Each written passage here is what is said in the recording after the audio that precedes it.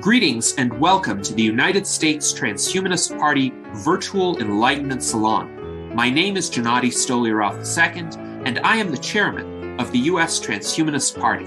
Here we hold conversations with some of the world's leading thinkers in longevity, science, technology, philosophy, and politics.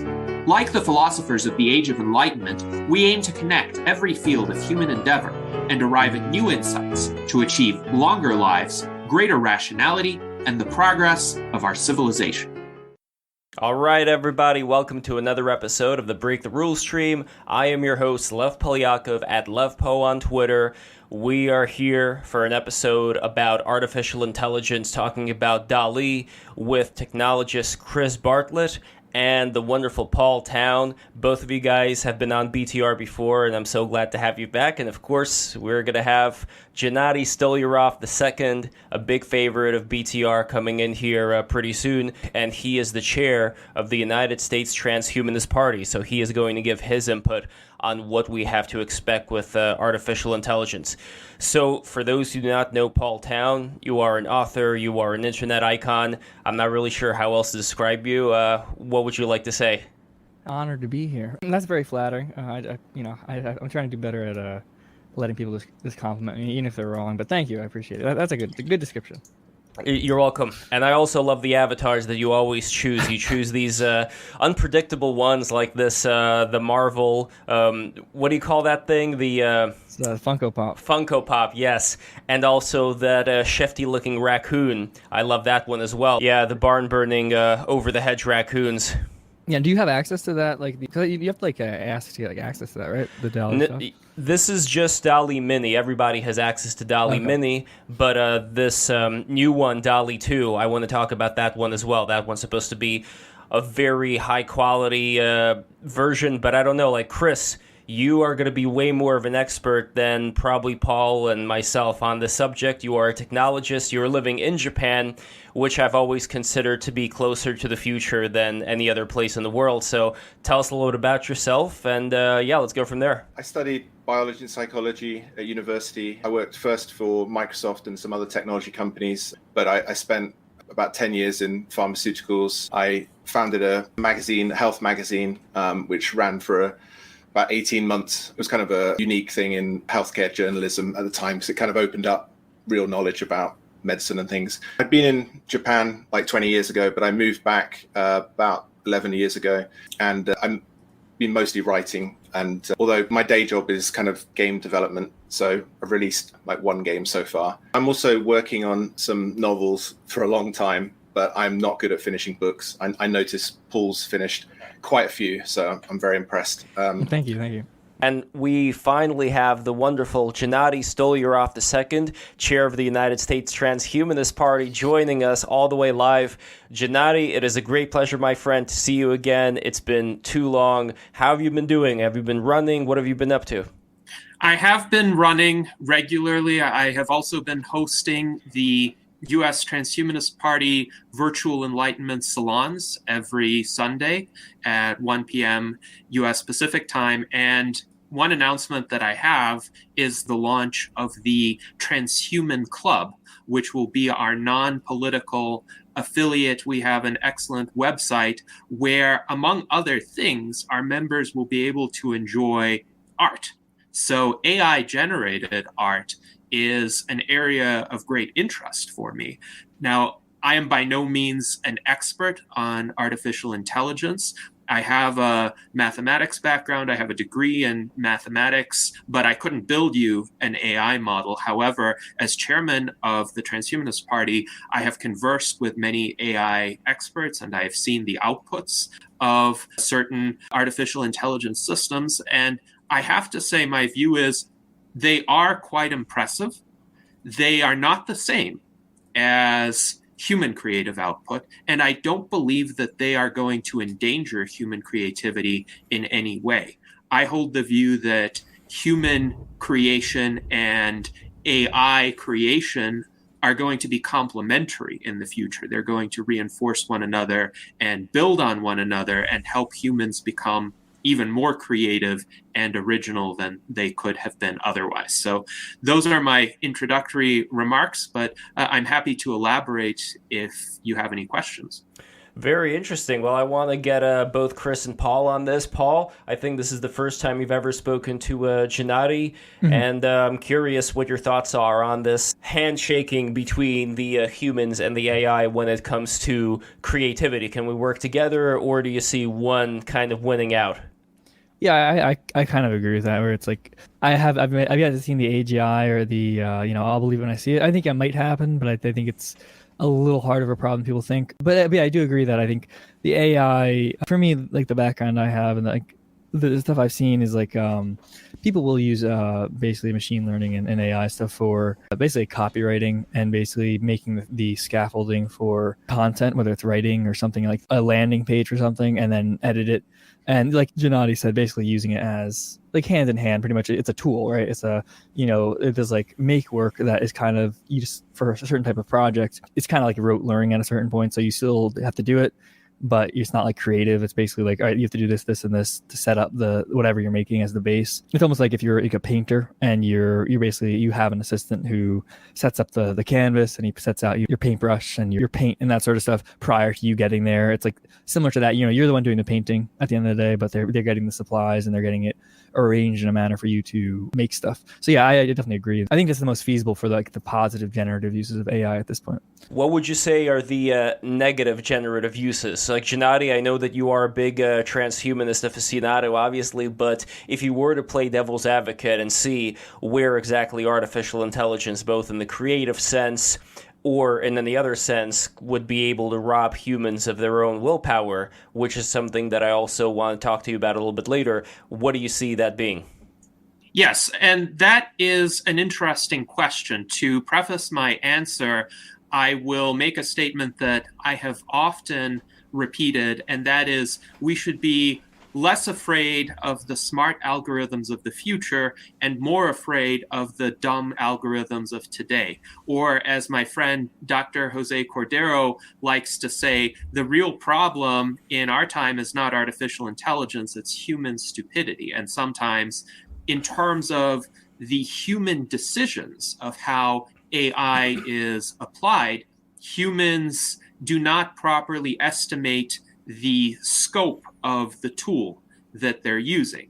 And they may attribute certain powers to this tool that this tool does not have, or they may embed it in a certain decision-making framework that wouldn't make sense anyway. So my greatest concern with AI today is the use of any sort of autonomous killing system. So that would be, for instance, a drone, which instead of being flown by a human operator, even a remote human operator, has some sort of targeting algorithm and automatically decides to fire a missile without any human intervention. Now, clearly, that is not an artistic AI. That is murderous AI, you could say. But the problem with that sort of system is that the algorithm is inherently limited in its ability to always reliably identify true positives. So the algorithm could be programmed to identify 95% of terrorist gatherings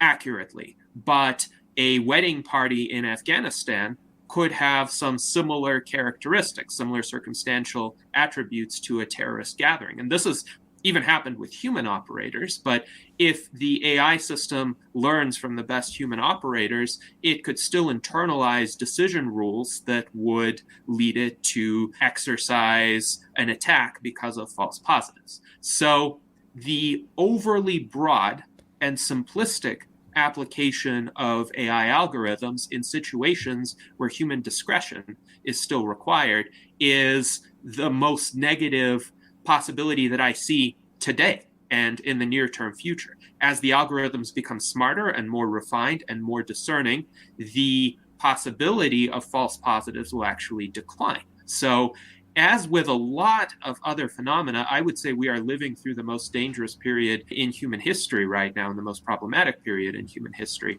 But in terms of art, there are still limitations to AI systems. And to understand those limitations, one has to look at a system like DALL-E 2, which is quite impressive. You could put in a text prompt and it will generate a bunch of images that seem to be quite relevant to the prompt. However, there's still the role of human curation in those images. The best DALL-E 2 images that you have seen were selected from an assortment of many images that the system generated, and some human being looked at them and decided, well, this one looks uncannily like how I would have created this type of scene, or how a great artist I can think of might have created this kind of scene.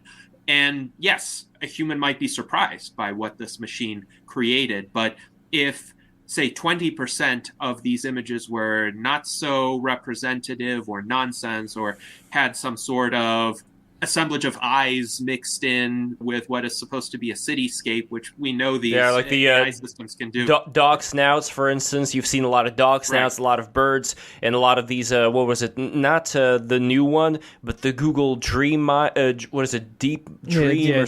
Yes, the Deep Dream AI. And what these systems do is they recombine elements from a vast database that they have access to, and they learn patterns and associations among those elements, but sometimes they can do something weird. And their creativity arises in part from their ability to do something weird and combine elements that humans wouldn't ordinarily think of.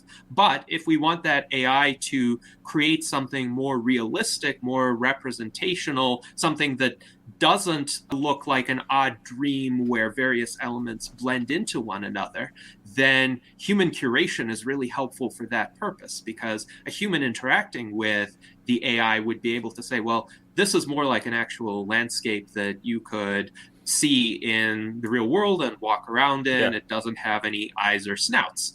And furthermore, when these systems are developed, you can bet that they involve some human curation as well, some human testers giving feedback at various stages in order to adjust the parameters of the system so that it gives more realistic outputs, or outputs that humans would be better able to identify with.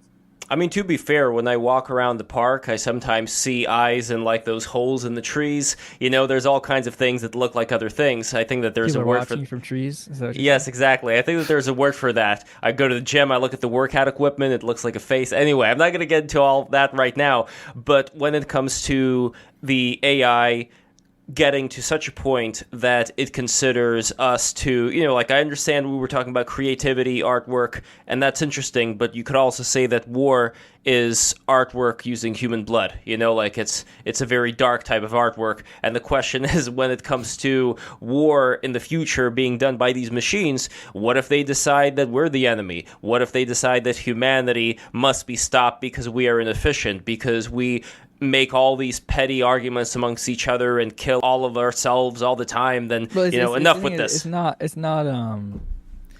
It really is like a tool. It's like basically you put in data, and it's until you get to the point where I'm skeptical if we'll get to that point. It's because the thing is, like, human motivations for stuff is like, I'm hungry, or I'm uncomfortable, or I want something. It's like a chemical basis for some imbalance that we're trying to balance out all the time. And that essentially drives behavior, whether it's, I'm hungry, I'm lonely, I'm bored, or I'm angry. Whereas with a machine, unless you're going out of your way to like make a very arbitrary and fake synthetic version of like a psychological system that has like wants and needs that propel people to do things, I don't think you really have to worry about that sort of thing. Like, it's not. And at the end of the day, just say the artificial intelligence does become self-aware, and it for some reason hates humans. It's just like you just walk over to. Well, I wouldn't say hate. I would say I wouldn't say hate. I would say sees humans as being this inefficient thing that doesn't really compute in their grand narrative of how a species should act. I don't know, Chris. Is this just like in the realm of sci-fi? This isn't really something that we should worry ourselves about? Because Elon Musk seems to be concerned about AI. He may be concerned about it for a different reason. Do you know like what his reasoning is, and in general what your thoughts are on that whole, kill all humans robot stereotype that I'm talking about?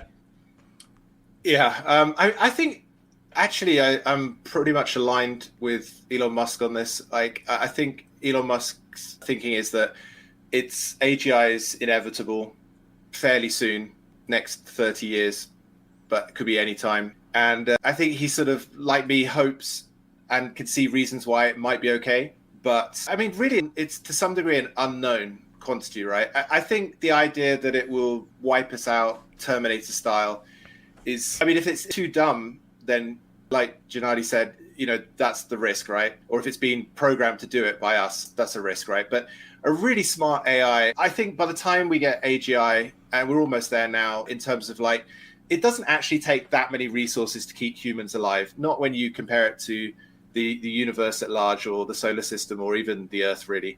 So an AGI, a super intelligent AGI, like it's going to keep us around if it can. The only reason it might get rid of us is if we threaten it, I think. But it makes a lot of sense on many levels to keep us around, partly for all that unknown, evolved information that's present in us. I mean, humans are information in flow. We're information that's moving through time and space and has been for a very long time. Like, it would be very, very difficult to replace us by simulation. Very, very difficult. Even a super intelligent AI without completely simulating the solar system could not replace us. So it makes perfect sense to keep us around as long as we're not threatening it, which we probably wouldn't be within a few hours of a super intelligent AGI popping up. So I don't see a smart AI wiping us out. I think DALL-E 2 is not perfect, but what it is doing, like other people said, is that it's taking all of the art that's been done before, and it's spotting patterns in how it's combined and relating it back to words, and then you're able to put your words through the filter it's created, and it could generate these things. So it's not the highest level of creativity, but in my opinion, it is the creativity that most humans are engaged in. For example, for me, in my kind of day job, making games, I could probably ask DALL-E, I could show DALL-E a couple of models that we want to put in the game for enemies, say, and say, make me 100 more using different animals as a base or something like that, and it would instantly produce all those for me. It would save me a huge amount of time. I could do that with an artist. I could ask an artist to do it, but I'd have to pay them, and I might not like the result, right? But so it would be hugely useful for me, like Paul said. And I mean, AI is already being used to help programming, for example. Things like Copilot and other things can sort of guess what you're going to program next. And I think, unfortunately, maybe for me, I think we're getting to the point where the next version of DALL-E might well be able to just program up a game if I described it in words. I also think I think we're getting close to where DALL-E could read a novel and produce 50 different versions of the Hollywood movie in half an hour.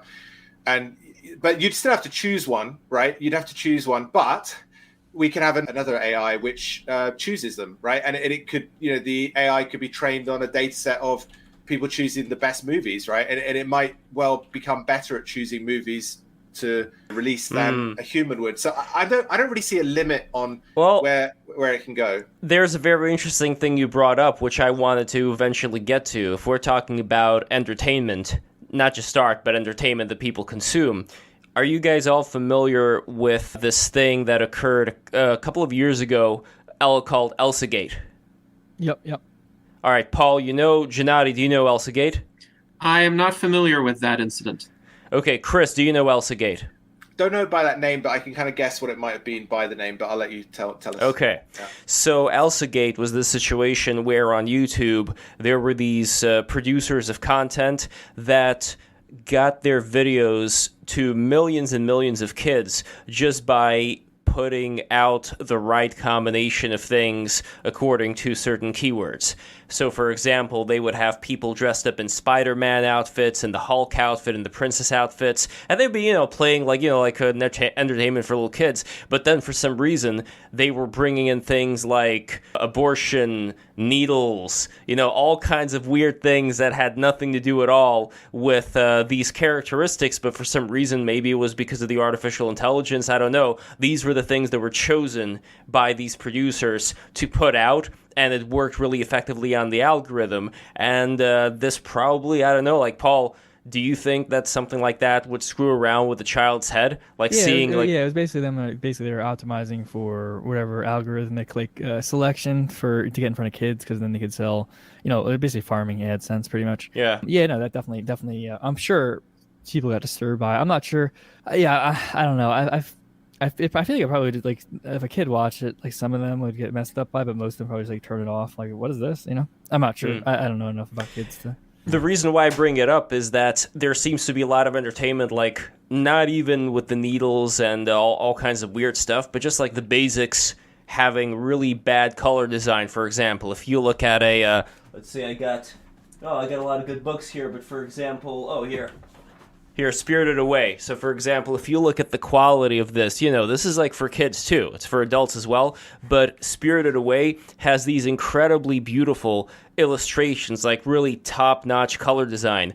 When you compare this, like seeing this, to seeing the Elsa Gate stuff, which is still out there, just not like with the needles, but it's still out there in terms of very stupidly drawn characters, really bad colors, like very bright, overly saturated colors to get the kids' attention. Things like this, I think, contribute to like a lowering of standards. I even see it in like the Nick Jr. shows, like Dora the Explorer, things of that nature. It seems like these things, maybe their intention wasn't to dumb people down, but it just seems like the more you stare at things like that, the dumber you end up being. I don't know, that could just be my own bias, but the reason why I bring that up is that seems to be like the lowest common denominator stuff.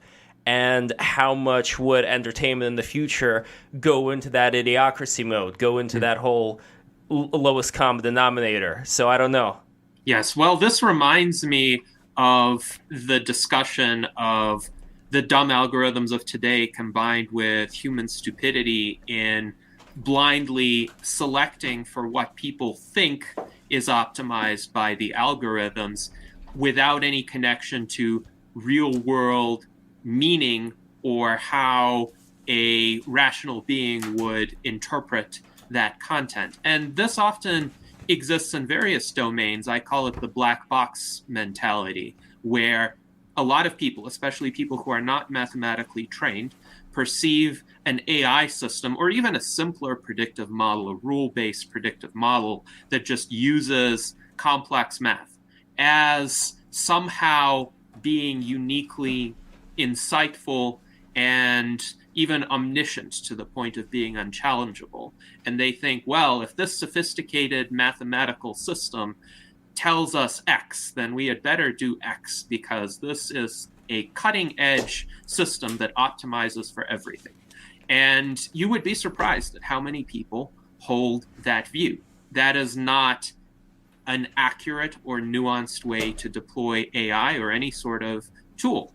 It is just the result of human ignorance interfacing with the limited tools that we have today. Now, I will also say I agree with Chris's comments that a Terminator scenario would be highly unlikely, even though I do think AGI, artificial general intelligence, is possible within the next several decades. Of course, timeframes differ, but somewhere between 2030 and 2050, I think it is, I would say, a greater than 50% probability that we would see some sort of AGI system that could jump across domains. However, consider that intelligence is not necessarily correlated with power. If it were, then we wouldn't have the idiocracy type of situation that you described, Lev. In fact, a lot of the greatest minds in human history were surprisingly fragile or limited in their ability to accomplish change. Think about Stephen Hawking, one of the most intelligent men who ever lived. And yet he spent the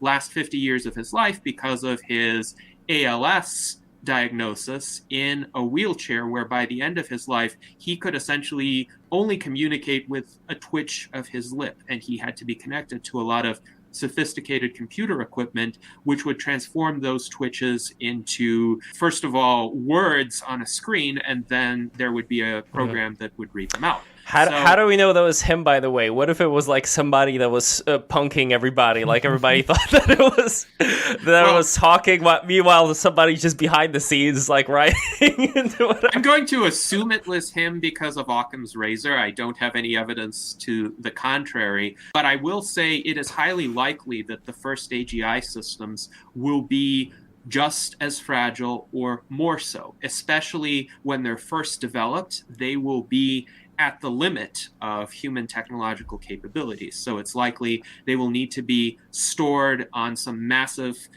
computer servers somewhere where these supercomputers will require extensive maintenance. And if some human technician decides to disconnect the server, well, that's it for that particular AI. That particular AI would have to be very effective at persuading humans that it has reached a certain level of sophistication and perhaps a certain level of sentience that they would be reluctant to disconnect it. So actually, those early AI systems will have more to fear from humans than humans will have to fear from those early AI systems. And one of the areas where the Transhumanist Party has been active has been a proactive discussion on when those entities might achieve sentience and when they might be deserving of a certain level of recognition for their rights, so that they wouldn't just be arbitrarily shut off because someone finds them to be, say, too much of a burden on the server resources. If you have an AGI, you have to seriously consider,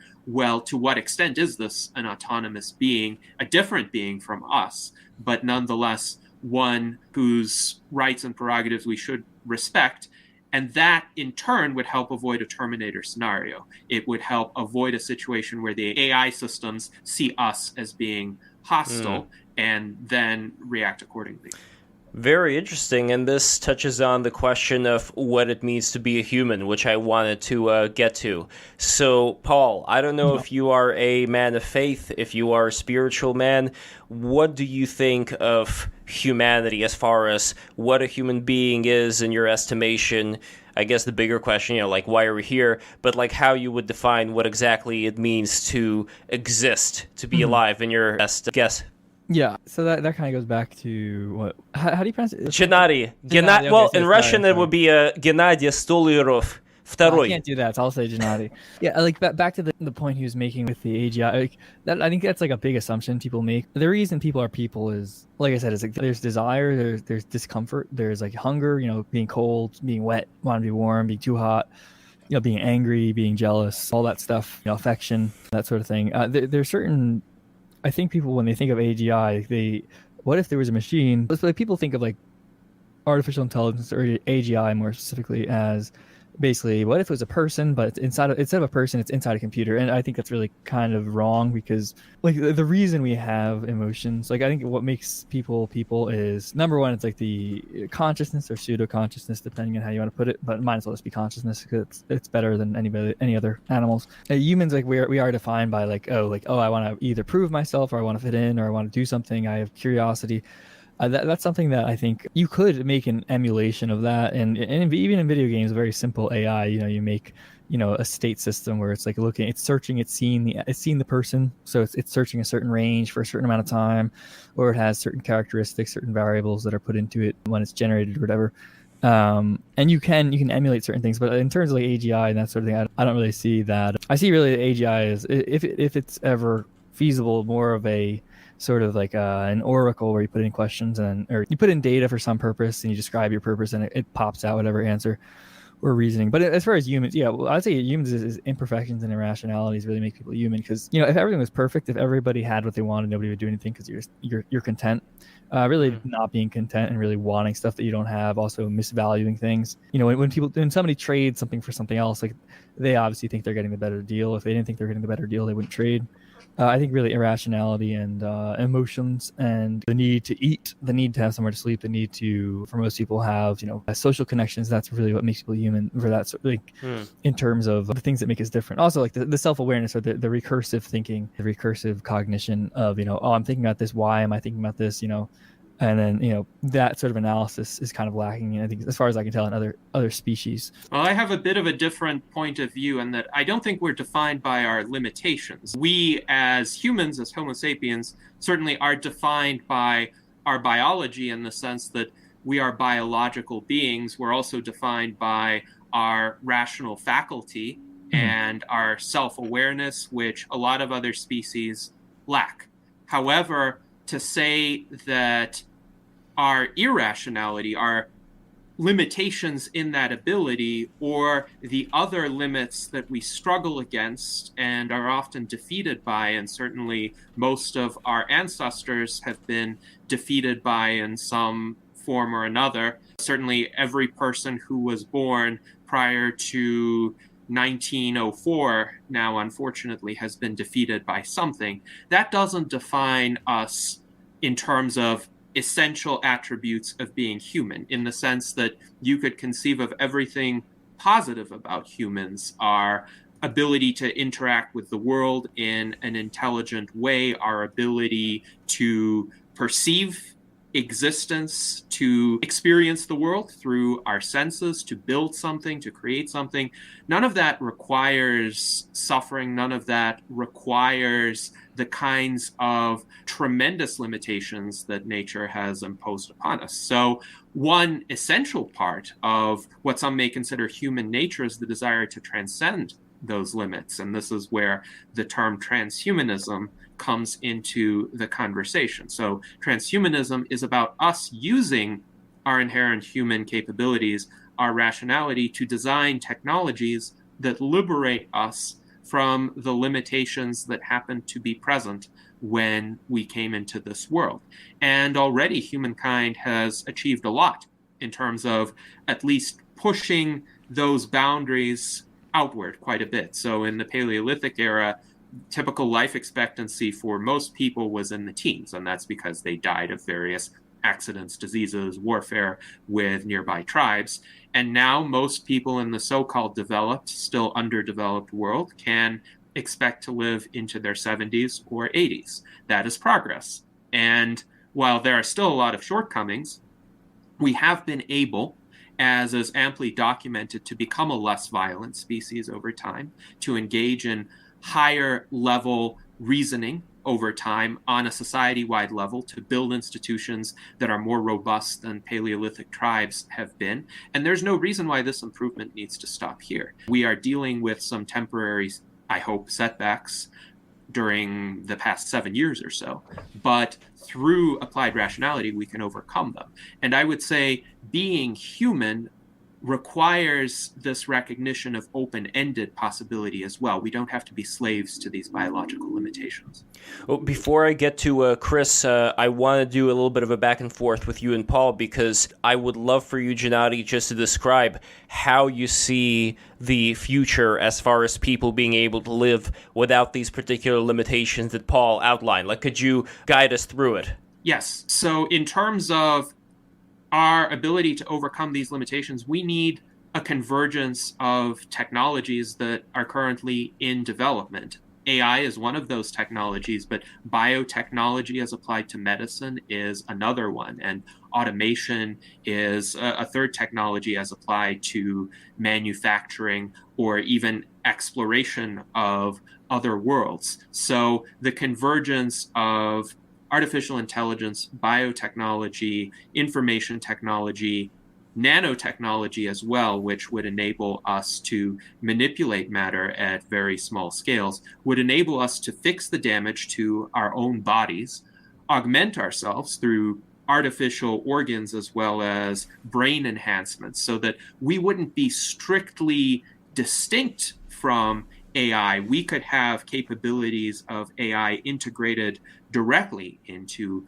our minds, and as a result, we would be able to process information much more effectively than humans do today. We might be able to overcome the cognitive biases and irrational emotions that humans have today, which is particularly important because those are the elements that are holding back our progress. It's not for want of technical skill that we are in the situation that much of the world faces today. It is actually because we have such primitive hardware in our brains, and we have largely medieval or early modern institutions, and we have much more advanced machines that are, however, being deployed in service of those primitive motivations and impulses within our brains. So the real breakthroughs are going to come when we can align our own minds and elevate our rational capabilities in order to reflect the new reality in which we find ourselves and the technological potential that that reality offers.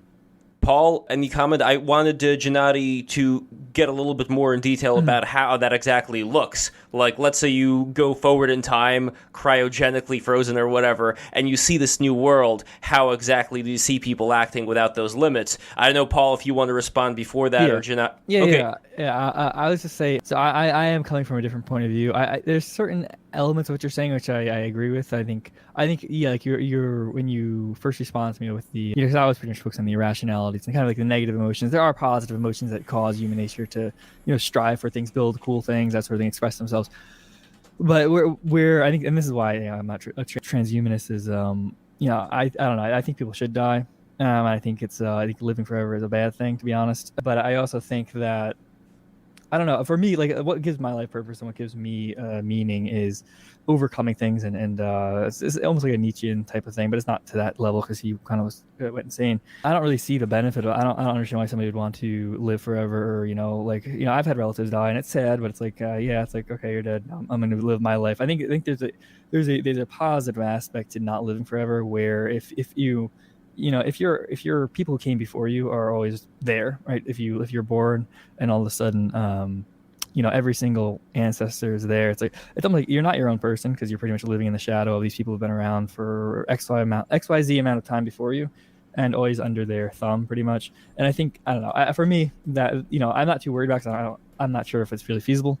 But also, it's just I don't really get the positive aspect to it. I'm fine when I die, and I'm totally fine with that. And I think there are a lot of people who should die, like deserve to die, but also, like, I think having death as a kind of natural limiter and a kind of a soft reset for generations and for biology and for DNA, different lines of DNA is a good thing, because it provides kind of instability in the way where stuff doesn't become a very, very strong caste system, because through death and through chaos and through instability and irrationality, I think over time, it's not perfect. Obviously, there's periods that are bad, but generally speaking, it helps level a playing field where it is more of a meritocracy than if everyone's around all the time. There's no sickness, no death. It seems kind of, to me, like it would be result in kind of almost like a Elysium type of insanity, like horrible, weird, strange things. I guess the thing is, like, if you don't die, what's even the point of living?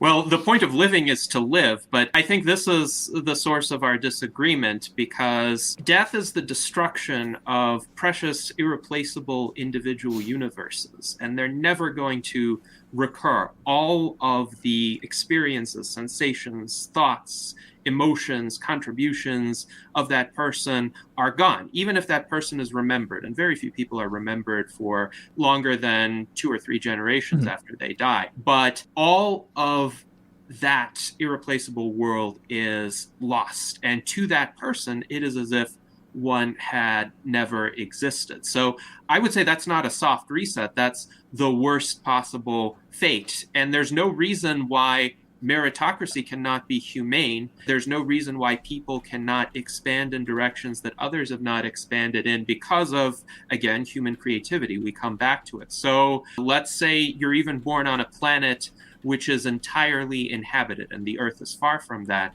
You can go to Mars. You can colonize the ocean. You can build new structures that others haven't thought of.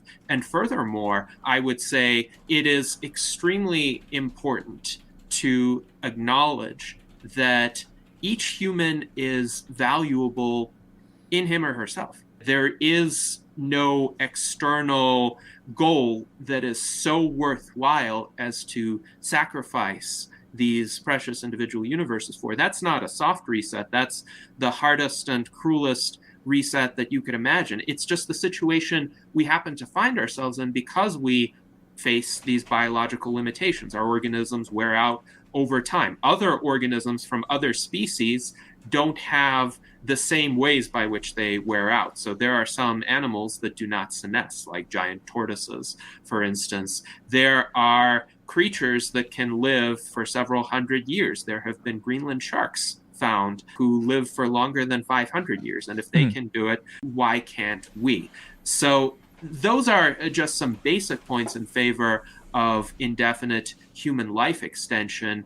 But I would say there is no way in which the existence of somebody else limits ultimately what I can do if enlightened rational self-interest is taken into consideration. There's no necessary conflict of interest among rational individuals if they perceive the world as positive sum rather than zero sum or negative sum, because my gain doesn't have to be somebody else's loss. That's why we have these minds. That's why we have these rational faculties. We can innovate and each build something that produces enough of what we want or what we desire. And furthermore, to the point about boredom or lack of purpose or lack of meaning, if one were to live indefinitely, there are still problems to struggle against. If you want challenges to struggle against, consider existential risks to humanity. Consider the risks of an asteroid impact or a supervolcano or a solar flare, another Carrington event. Consider the risks facing humanity with weapons of mass destruction that unfortunately are only going to increase in terms of human capability to deploy those weapons. Consider the challenges of colonizing other worlds or other galaxies, or if there is going to be a time when our planet or our solar system or our galaxy are going to cease to exist. How are we going to overcome those challenges? So there will always be aspects to struggle against, because the maintenance of our lives is never going to be on autopilot. It's never going to be guaranteed. What we transhumanists are speaking of is indefinite life extension. It's not indestructibility. It's just not having a fixed upper bound, but we are going to face challenges. So if you want a life of struggle, if you want a life of constant self-improvement, we are not saying there will ever be a static state of perfection. We are saying there will always be new problems to solve. We just don't want to be stuck with the same old insurmountable problems that our ancestors faced and were defeated by, because that's not an interesting world. Frankly, I can already foresee what's going to happen to every human being in that kind of status quo. And it's not inspiring. It's not even aesthetically pleasing or calming to any person who actually understands what happens with aging and disease and death. Yeah, I get what you're saying. I think another kind of difference in perspective is probably resulting in a different point of view with this sort of stuff is, for me, I kind of think of people as carriers of like DNA pretty much. We're basically vehicles for DNA. So like the part of me that matters, obviously my personal enjoyment of certain things or experiences, that sort of thing in my personal life, the lifespan or whatever, it matters. But for me, it's more the my DNA combining with somebody else's DNA to create some other creature that has, passes down the DNA, that sort of thing. I'm more interested. I kind of see that as we're kind of carriers for DNA. And it's like, yeah, like if I die, but if I have kids or whatever, that my DNA is still around. It's just, it's morphed into something else with somebody else's DNA. So I'm not too worried about, when it's my time to go, it's my time to go. Mm-hmm. And even if I don't have kids, it's fine too. That's the end of my DNA strand or whatever. The positive sum, negative sum game thing, I don't really agree with. I don't know. I feel like if you went to Detroit or Miami-Dade County or Troy, New York, or places, or like Africa, you'd come away, if you come away with a different understanding of everybody kind of having the same experience and not trying to take advantage of you, to be honest. I understand Paul's point of view here, but I mostly agree with Gennady. You're not going to lose anything as you go forward into a transhumanist future, right? Just as to some extent we're still the kind of monkeys that were walking around, Africa millions of years ago. It's not that you're losing anything; you're just gaining. You're just gaining things. So I actually don't see us really losing the basic humanity that we evolved to have. I think it's more. I think we will merge with AGI ultimately, those of us that want to, and will be humans going forward, augmented by AGI as far as we want to be. The future, like where I slightly disagree with Gennady, is how optimistic it can be. I think what we're going to have is we're going to have longer periods of peace and stability. We're going to have longer lives, but we're not going to live forever, because a lot of challenges are still going to exist, right? There's still going to be conflict between people. Even if everybody wants peace and things, something's going to happen, right? There's going to be some question that's going to be worth fighting over. For example, like, do we leave the solar system, right? Even if we really, really don't want a war over it, there's only two options, right? We either leave the solar system and spread into the universe, or we don't. And I could see some people being absolutely adamant that we don't, maybe because they don't want us to spoil the universe, or they don't want us to draw attention to ourselves with other other alien species. And I can totally see a lot of people wanting to expand beyond the solar system, keep the species going, explore the universe, and move forward with humanity. That's the kind of situation where you can have a really nasty war, right? Because everybody feels that something absolutely fundamental is on the line. And I can see a lot of situations like that. So, I think although you probably will, most people will live significantly longer, and some people might live, a very long time. There's going to be a lot of struggle. Yeah, as I say, I see like longer periods between conflict, like we've had since World War II. We've had a longer period of without conflict. I'm pretty worried about what's going on at the moment. I could absolutely see the situation we're in spiraling into World War III, hopefully not nuclear, but I wouldn't rule it out. So I see an extension of that, right? Although humans may think faster in the future, so the actual time between conflicts in the real world might be not as long as we'd hope. But from our perception as transhumans, it could be a lot longer. Also, I think if you live longer, I think you're going to change as a person, right? So, or at least a lot of people will. So I know I've changed. I struggled to see myself as a child as being me, basically. Sometimes I can, but me as a 7 or 8 year old doesn't really quite seem like me now.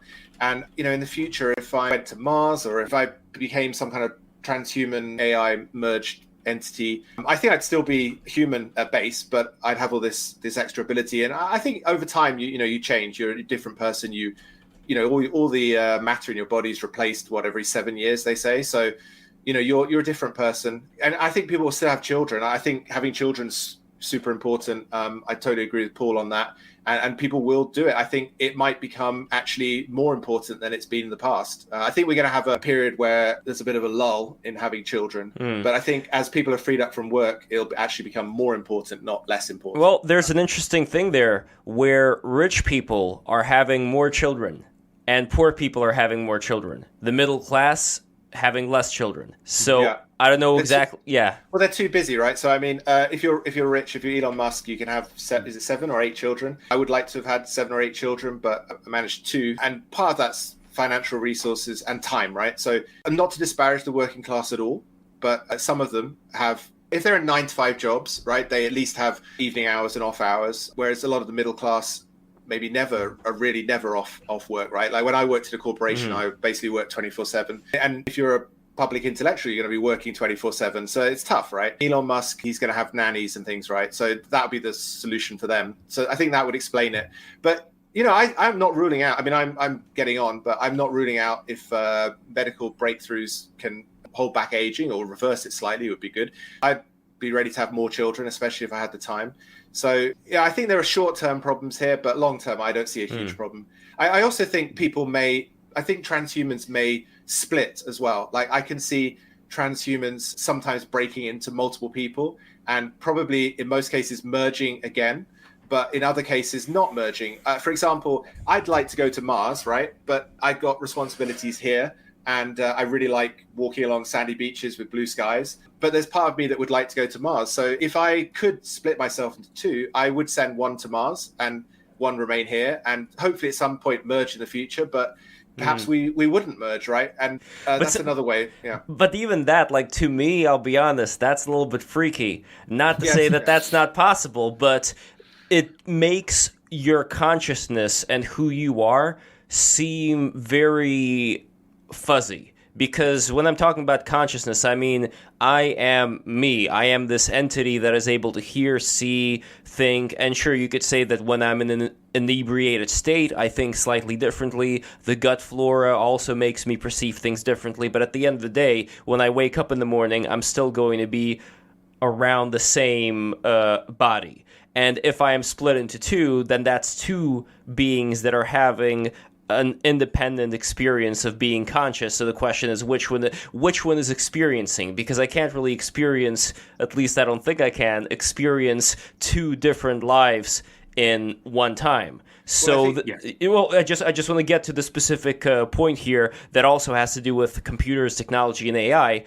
There was a podcast episode I saw on Joe Rogan's show with Michio Kaku, where Michio Kaku's idea of immortality was, well, we could just take the consciousness of the human being, like we could just record all the synapse connections and all that and put that into a machine, and voila, you have an immortal human being.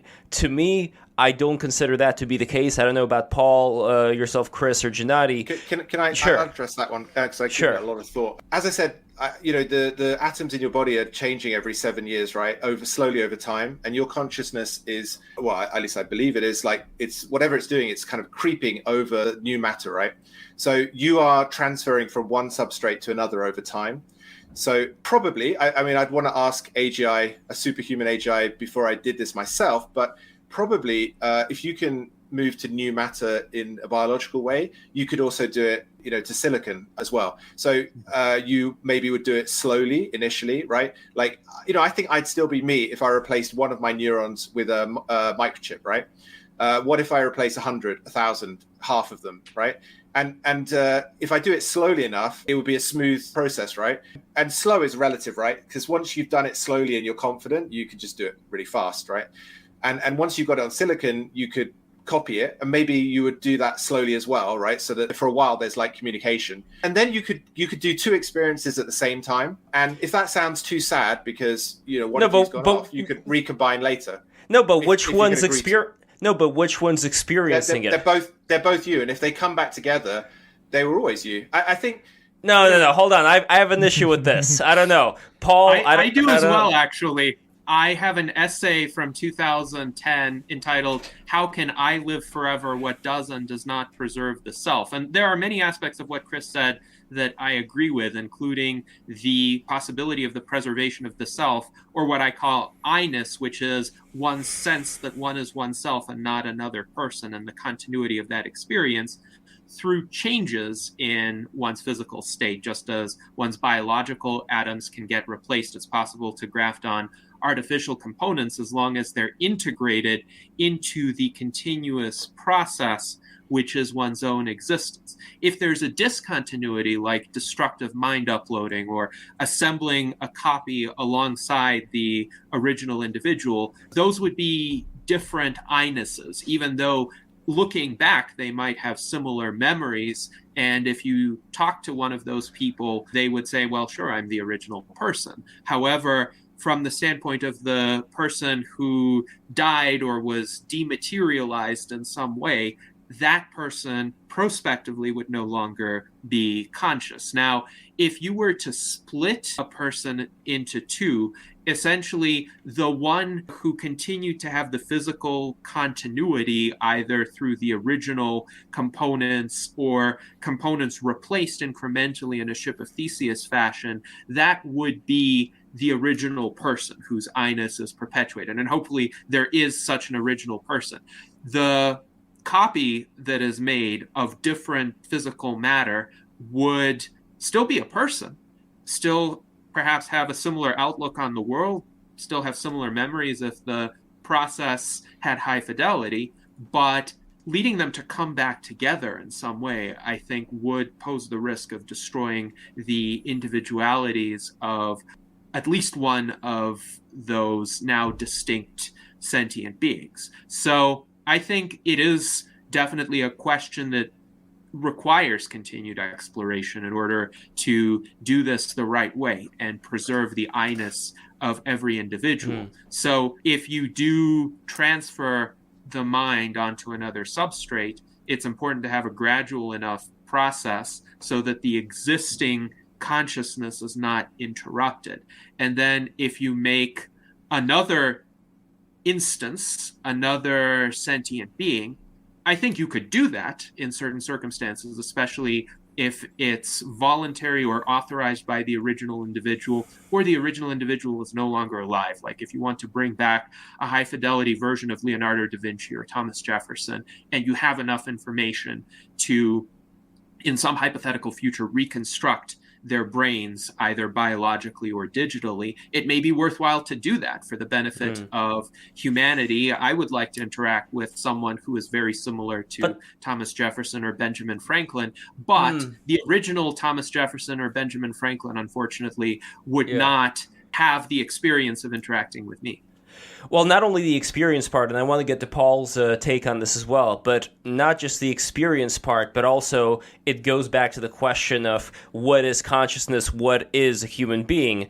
because the other view, which I don't think that you guys would agree with me on, but that would be the view of the body that we have being more of like a radio receiver, where the actual signal of the radio is not something that you'll be able to find in the radio itself. You know, the singer's voice that's going through the radio. If you smash a radio up, you're not going to be able to find the singer in there. So that's more of the analogy of how I see the possibility of consciousness being, where consciousness may be a phenomenon that is outside of whatever we are experiencing.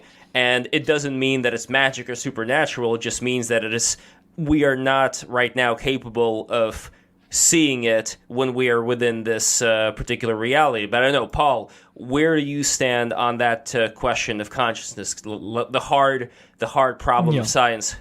Yeah, I think part of it is just inefficiency. I think part of it is our brain, and also the gut brain axis or connection. Basically, through the spine, the gut does actually send signals to release chemicals to the brain, and vice versa. I think that's probably a problem with AGI that people haven't figured out yet. I think there's some entropy involved in back and forth communication and imperfection that actually results in something that approaches consciousness or is related to consciousness. But also, I think it's one of those things where, so I do believe in the non-material, and I feel like there's stuff that we are not really aware of that's real and connected to humans. But I'm also of the opinion where that might be wrong, and if that's wrong, it can be proven.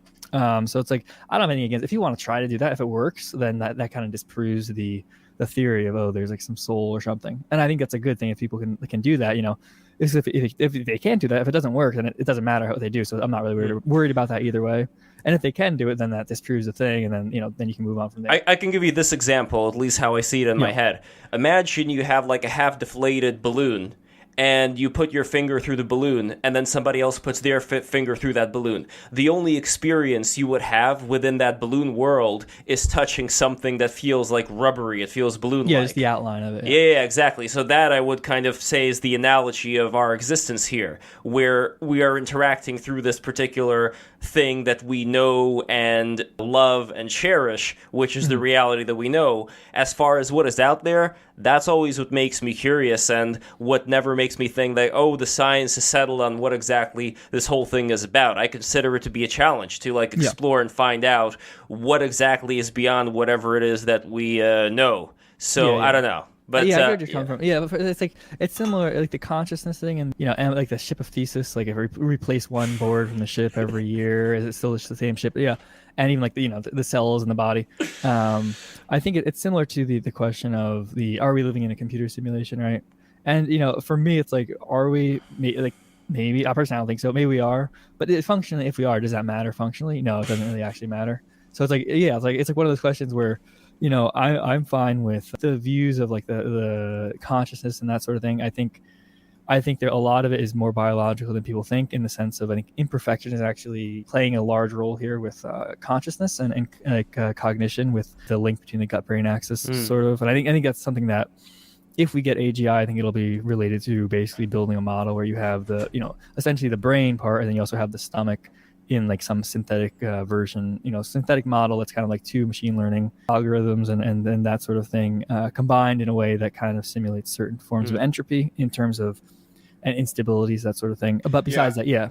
Well, I want to get to the stomach real fast, though. I want to get back to what we were talking about when it comes to rationality, because I think it does factor into the conversation about artificial intelligence.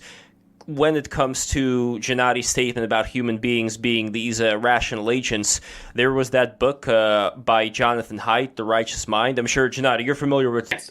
Yes, so in the book, he comes up with the analogy of the mind working like an elephant stomping about and the rider on top, uselessly holding a pair of reins. The elephant is your subconscious mind. It crashes about all over the place, taking no notice of the rider balanced on top. The rider is your conscious mind. Your conscious mind is proud and wants to believe it controls the elephant. So wherever the elephant goes, the rider invents a reason why they really did what they want to go that way, actually. So that would be a big argument against this idea that we are these rational beings and that we're going to be able to not misuse a lot of this technology with artificial intelligence. And most importantly, for Paul's point about immortality, that we are going to find once all of us live longer, this very rational way of conducting ourselves, as opposed to this being like, to play devil's advocate here, a monkey wrench thrown into what has been a much more natural way of living. So I don't agree with the hypothesis that we are essentially slaves of our subconscious and we can't escape it. There could be a tension between the rational human faculty and what Haidt would call the subconscious, what could be impulses or evolved drives or default patterns of functioning. Sometimes we have a default pattern of functioning in certain circumstances that we have internalized because of our experience. And at one point, that pattern was the result of a conscious choice. There was, for every activity, a first time we engaged in it. For every choice, a first time we decided to make that choice and not something else. And that could have been in response to some aspect of our environment. But in many respects, a lot of those initial choices are willed, and then they create perhaps certain path dependencies, certain ways in which it's easier to continue making certain choices or to not make other choices. And people internalize those as default frameworks, which they are not necessarily conscious of. So those could be contributing to the subconscious. And for some people, the subconscious is relatively more powerful. Other people have the ability to deploy their rational faculties to override that subconscious in situations where it matters. If those people are perceptive enough and say, well, I've had a kind of habitual mode of functioning that worked in certain circumstances, which is why I've continued to do it, or it felt good, or it brought me some other experience that I desired, but in this particular situation, it is not going to have that effect. It is going to hurt me to continue behaving in that way, so I can behave in a different way. And I think human beings generally tend to favor modes of functioning that have gotten them to a particular point in their lives, particularly if they've lived past the age of 30, which most primitive people had not. So if they did live past the age of 30, that meant they knew enough to survive in that relatively static world. But we do have the ability to say, even past that age, we can do something differently. We can identify changes to our environment or the incentives that we face in a manner that would lead us to make different decisions than we had made or would have made previously. Yeah, I completely agree. I can't re-add or... Yeah, I mean, I think for some people, like you said, it's stronger. Subconscious mind is stronger, and for other people, less so. And at different times in our lives, it's different. I mean, I'm sure if a tiger walked into the room, my subconscious mind would do most of the work. No, but how sure are you really that the decisions that you make that you attribute to a rational mind is not just an excuse that you're making after the fact, while really it was your subconscious mind making that choice for you? I think it's true sometimes, but I mean, your brain is a whole bunch of subsystems, right, that come from different periods of evolution and have had minor updates on the older ones and a lot more updates on the newer systems. We know the brain's a lot more complicated than most people think. We know that you can cut it in two halves, right, and they're literally not communicating. So, then what are you dealing with? I said before, we're kind of riding around on a monkey. I'm not sure where the elephant came from, but maybe, it's the elephant in the room. But really what you've got is a lizard brain, right? So, you've got the lizard brain, and then you've got the neocortex, which is sort of where we mostly exist. But all these systems play off each other, and in a really complex way that's evolved over time. Sort of just summarizing some of the bits I didn't address before, we are the most optimized system in the known universe, right? As far as we know. But I do think that there's nothing that prevents AGI becoming equivalent to us and then going beyond it. But I don't think we'll lose anything. I think they'll be as creative as we are. And I think we will be them if we choose to merge with them. So very interesting conversation, the question of free will, on the question of what it means to be a human being. And I will say, on the subject of free will, I am a complete materialist, but I consider free will to exist because, like consciousness or the sense of self, free will is an emergent property from material phenomena. So with a certain configuration of matter that interacts with other material components in certain ways, you have a process that is consciousness, and you have a process that is volition, where that configuration of matter in totality is able to respond to the world in more dynamic, less predictable ways than a rock or a chair. And even a chair has an emergent property. Aristotle would call it chairness, so the essence of being a chair. But if you disassembled a chair, or if you just looked at a bunch of wooden boards in a heap, it wouldn't have that chairness. So it's the specific spatial arrangement and configuration and interconnectedness of those components that allows this property of chairness to come into being that didn't exist if you just put these components in a heap. I think a lot of people who perceive an incompatibility between materialism and free will cannot get past the idea that individual atoms are not alive or conscious. However, you can have more complex arrangements or phenomena that come into being if you essentially have these separately inert components spatially arranged in certain ways or behaving in certain ways vis-a-vis one another. And each of us is the totality of that very complex, intricate physical system that evolved over the course of millions and billions of years, if you consider the first life forms as our distant ancestors. So I have this compatibilist perspective between materialism and free will.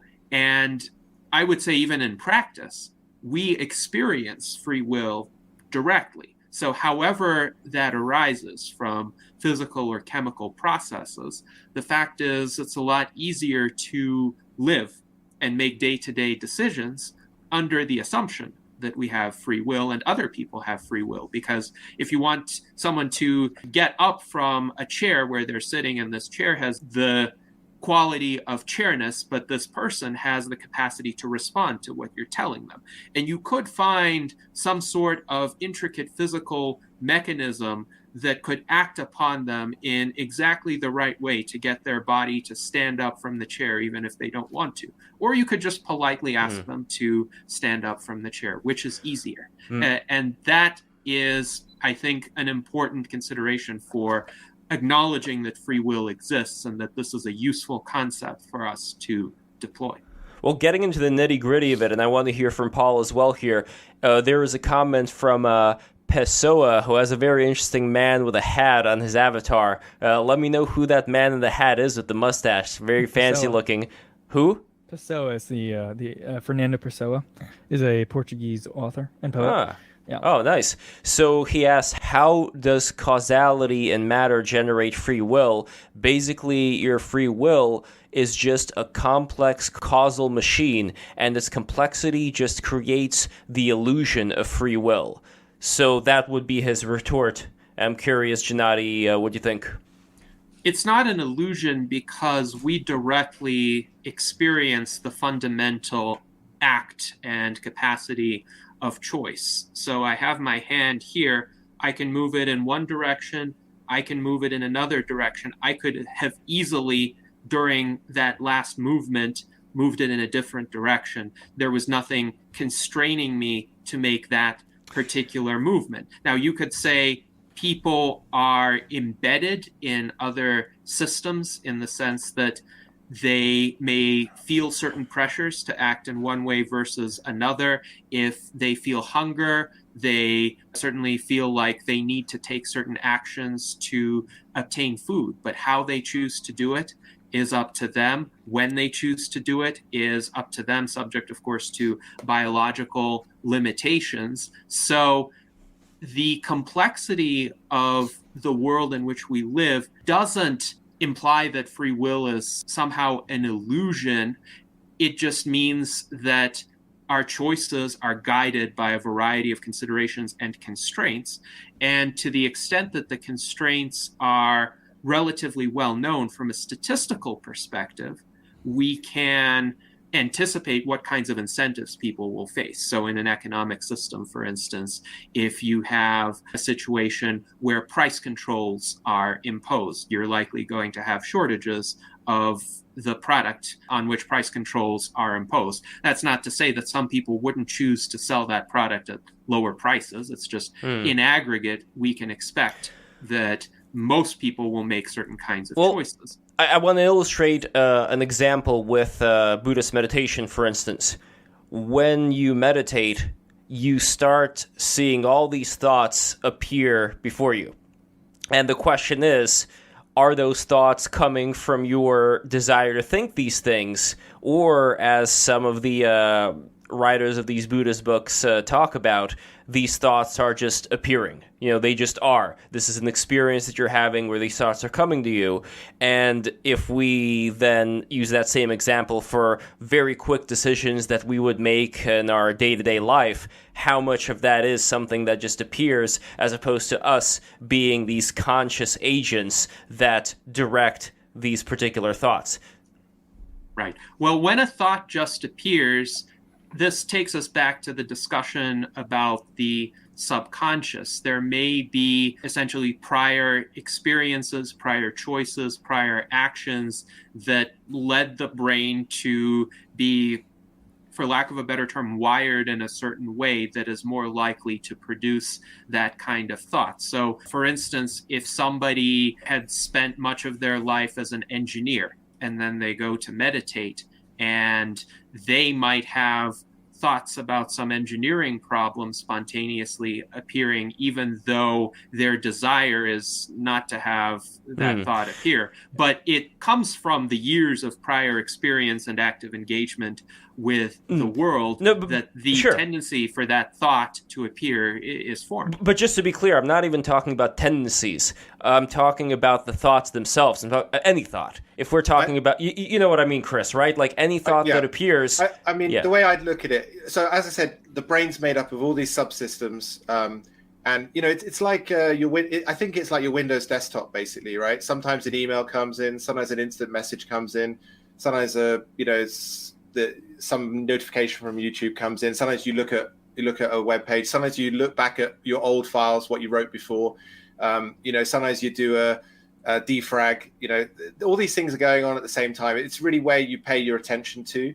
So I don't think it doesn't seem that strange to me. Like, I think that's what you'd expect from the kind of brain that we have, which is a sort of modular system evolved for various different purposes over time. Some bits kept, some bits deprecated. It's very complex, but in our perception, historically we've not seen it like that. Historically, people have talked about dreams and they've interpreted these things as messages from God and whatever, and sort of emotions or feelings, etc.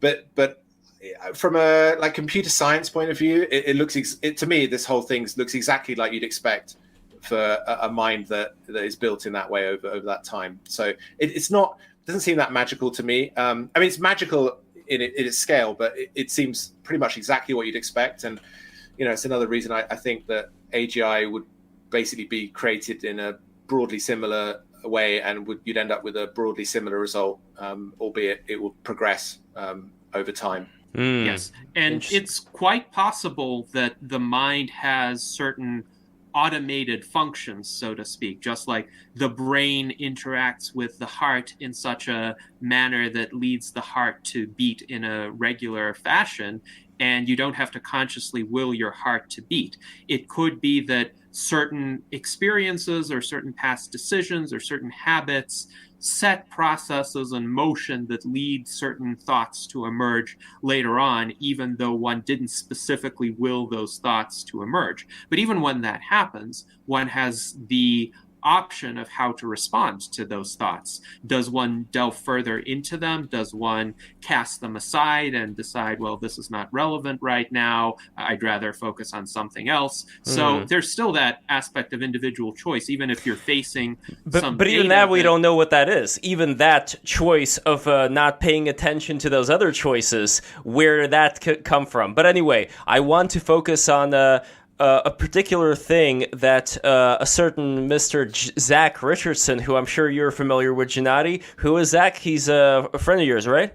Yes, he is the director of publication from the U.S. Transhumanist Party, a highly dedicated transhumanist and all-around intellectual. He is also a cyborg because, as he posted in the comments, he has an artificial heart. Whoa.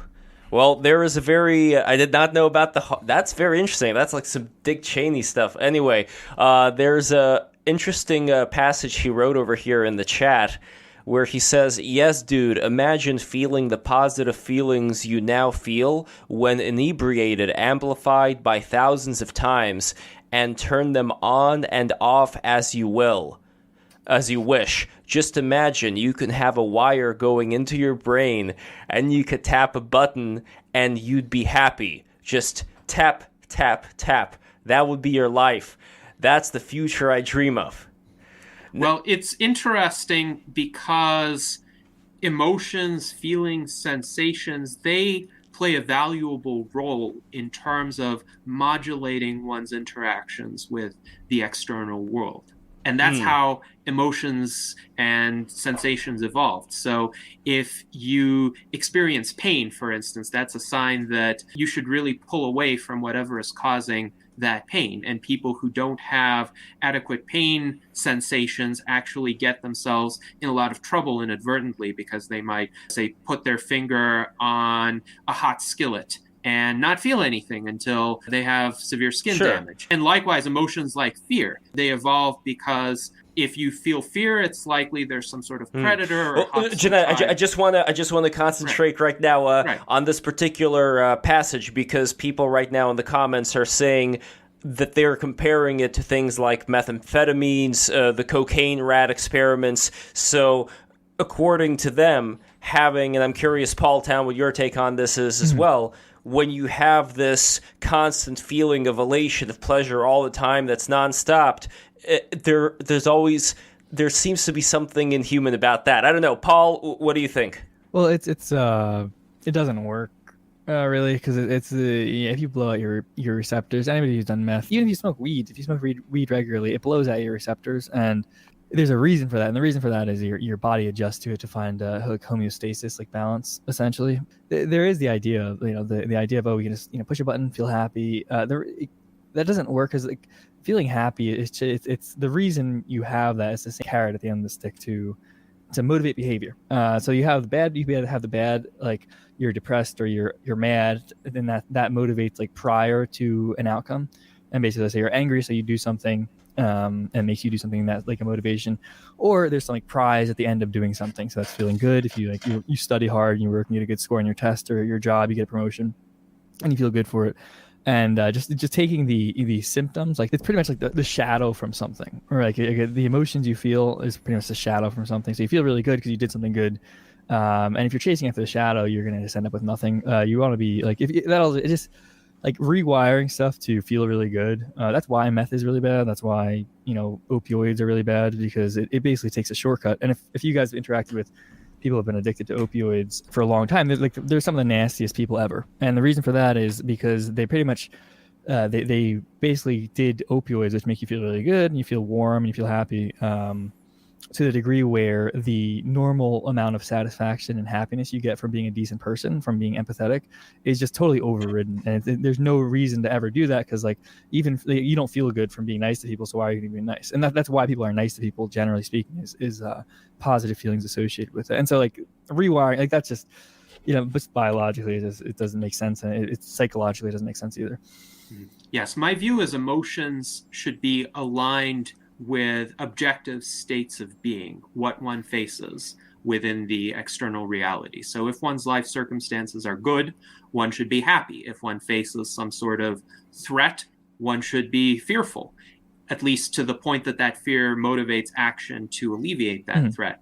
If one perceives some sort of injustice or some sort of problem that needs to be fixed, perhaps anger or determination are proper emotional responses. The key is how to reach that alignment, because we know in many people, that connection is broken. Hence, I've referred to irrational emotions as being a major problem for human beings. Could there be some reliable way for people to align their emotions with their objective life circumstances so that they feel good when their circumstances are good, they feel bad and motivated to change their circumstances when their circumstances are bad? And clearly, today, we don't have a sufficiently reliable understanding of the brain or sufficiently accurate technologies to do that. So I myself am highly concerned about the overuse of psychotropic medications in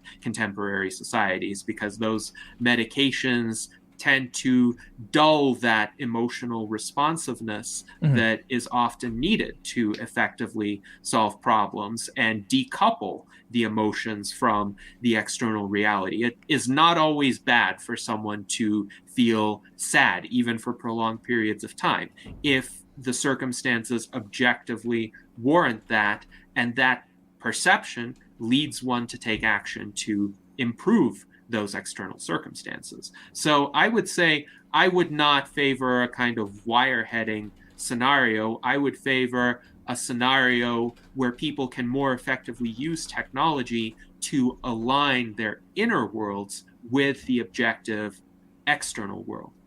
Yeah, I think there's a lack of imagination when people make these kind of criticisms. I mean, there's there's a danger, right? Like if you just, and we've actually seen it where wires were put like a long time ago, 50, 60 years ago, where they put wires inside a woman's head and she was feeling orgasms all the time, this kind of thing. But in reality, if you were to, Neuralink is still primitive compared to what we're talking about here. But imagine generations ahead with Neuralink. You wouldn't be just pressing a button to make you feel good. What you'd be doing is you'd be adjusting thousands and thousands of levels of various neurochemicals and neurochemical precursors, and you'd be tweaking it with not just by hand, like when you change values in your Windows settings or something. This would be helped by sophisticated AI, maybe AGI assisted algorithms, to just optimize for your rational objectives. That might sound cold and clinical, but it doesn't need to be. So I don't really see a problem in that long term. It's a short term glitch, and that sort of thinking applies to a lot of these kind of problems. But you're giving a lot of power to human beings to determine that stuff. Like I would say, there's like the ideal, right, of you would be able to adjust the variables and that sort of stuff. But like in practice, if you look at psychiatry and the pharmaceutical thing with the SSRIs and Adderall for kids and then that sort of stuff, antidepressants, that sort of thing. In reality, what really does tend to happen is it's not like we adjust the environment to be ideal, as we make more tools, and the more tools we make to modify our own behavior and modify our own comfort and discomfort, we pretty much the environment gets worse, and the only people who can compete are the people who are willing to basically hurt themselves and basically like mess around, like tinker under the hood, so they're not feeling the downside of it. So you have somebody in finance, right, and they're taking Adderall or they're taking whatever to stay up long, hard hours, or somebody in like a really hard school, and then the people who aren't willing to do that, and they basically say, I value my health, I value my body and my mind, or they get locked out because somebody's like, I'll abuse my body, I'll abuse my mind, I'll perform at the best. They burn out, but there's always gonna be people who come, and over time the environment it gets worse. The more modification you can do to emotions that are not based on like cause and effect of reality, the more essentially, eventually you just get self-destructive people willing to, I'll sacrifice my health for 5 years to make $1 million in investment banking. And, somebody who's like, well, I want to work in finance, but I don't want to become, a robot on amphetamines all the time. It's like, well, you can't, because other people are going to do that. And those are crude interventions, right? These kind of drugs. So really, in the long term or medium to long term, we're talking about much more sophisticated interventions. Yeah, but there will be a split, though. I think, I'm not brushing aside the specific, the sort of problem we have now, where like some people are damaging their health to get ahead for 10 years and hope that they don't kill themselves in the process.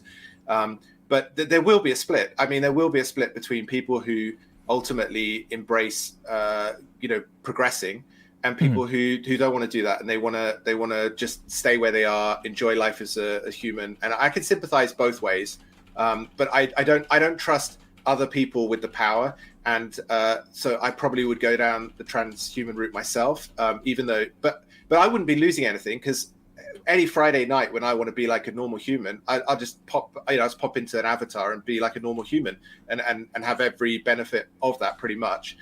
So I don't think I'd be losing anything.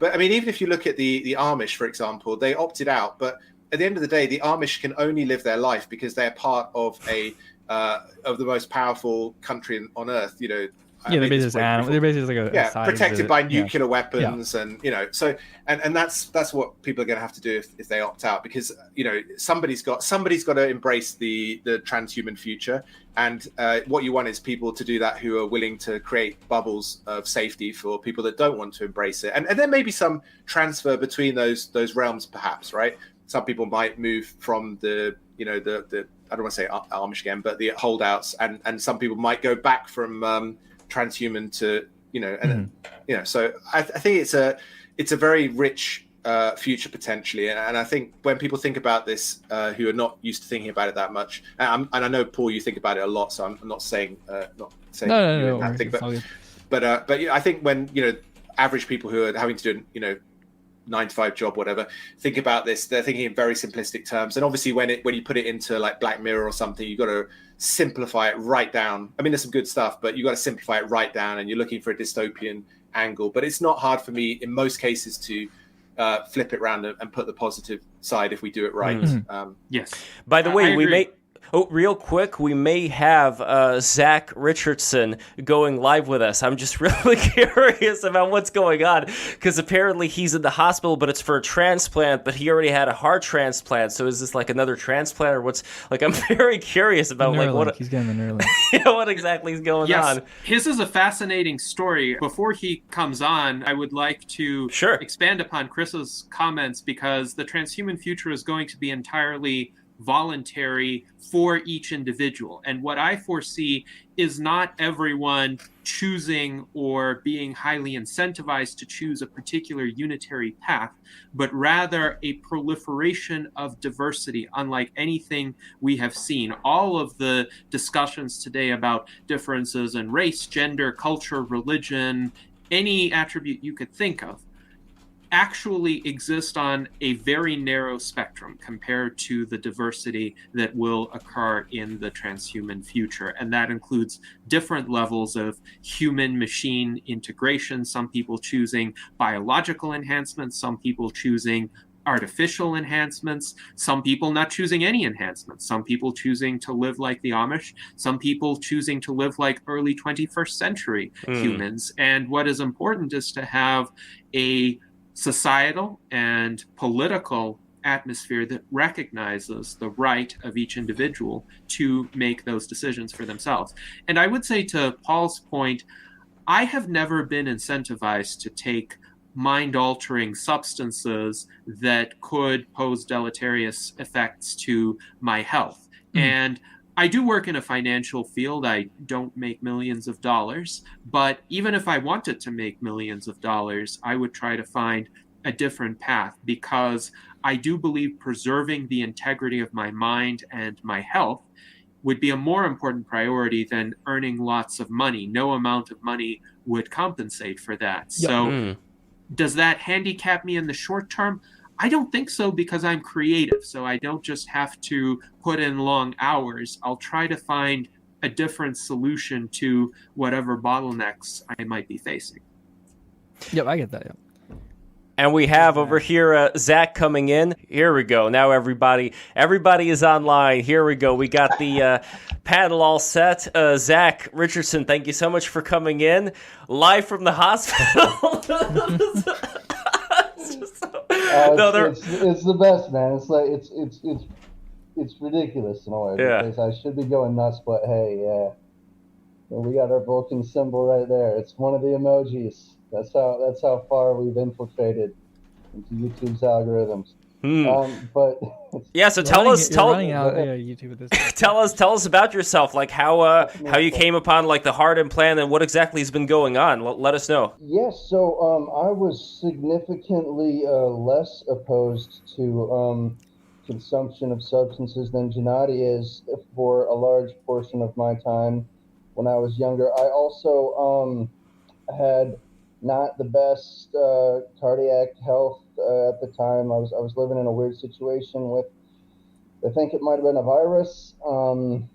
So I was drinking. They said it might have been a virus. It also had something to do with genetics.